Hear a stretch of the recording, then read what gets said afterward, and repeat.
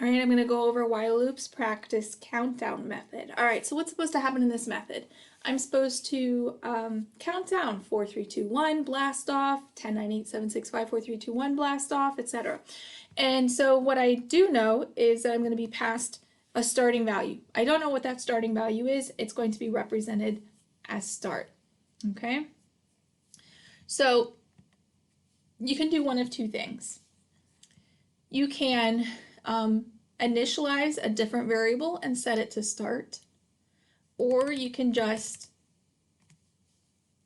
leave this as is. I'll show you both ways. All right, so if I want to just use start as is, I can say while my starting value, now when am I stopping? I'm stopping at 1, and so all my numbers, 4, 3, 2, 1, I stop at 1. All of those numbers, what do you notice about them?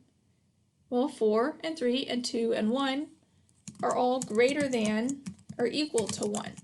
Now notice I'm saying 4, but that's just a specific case.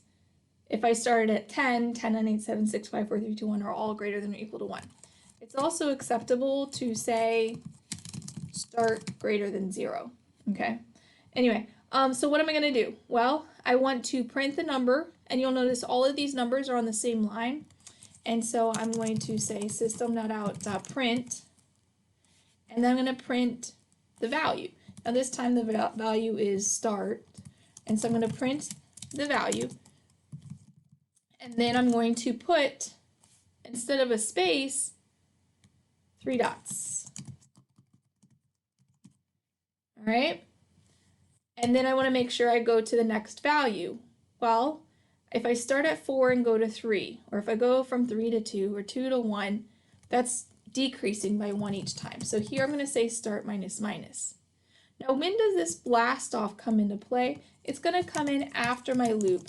And again, to set myself up for success for future method calls, I'm going to put blast off inside a print line. So that way anything that comes next is going to move on to its new line. All right, so let's see, countdown. Let's see how this works. Does it compile? The answer is yes. And then let's see up here, where's the blast off? Here we go. Countdown from -2 should just say blast off. All right, good. Countdown from 1 should say 1 blast off. Countdown from 3, 3, 2, 1 blast off, and 6, 6, 5, 4, 3, 2, 1 blast off. All right, sounds good.